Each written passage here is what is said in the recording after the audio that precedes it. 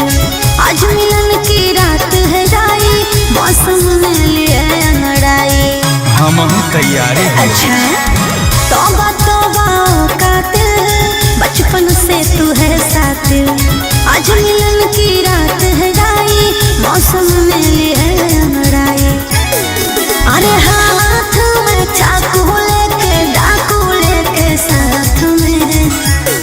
हग जन्मे से थन में से पूछ ले, जैसे चले बागों से राज चले मोर। अच्छा अगला छिपुर के लागो हिमन बेजोड़, नाच पारो लेके 2 करोड़।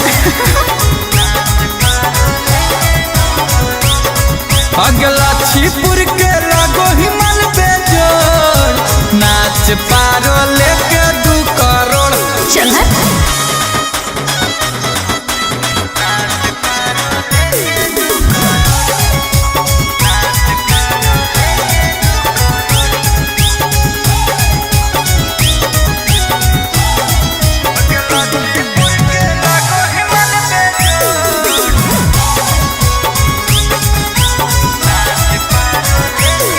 हम खुद ही शिकारी शिकार करब, तोरो से निमन लइका के हाथ धरब। बुझले जब गरम होता पारा गेल 302 के धारा गे, की करतो पुलिस बेचारा गे, जब शेर के कब्जा सारा गे। सुन अरे अभी सुधार जो कर जो सरेंडर। हग जन्मे से थन में से पूछ ले, जैसे चले बागों से राज चले मोर। सोना का छिके लगो हिमन बेजोड़, नाच पारो लेके 2 करोड़। अगला छिपुर के लागो हिमन बेजोड़, नाच पारो लेके 2 करोड़।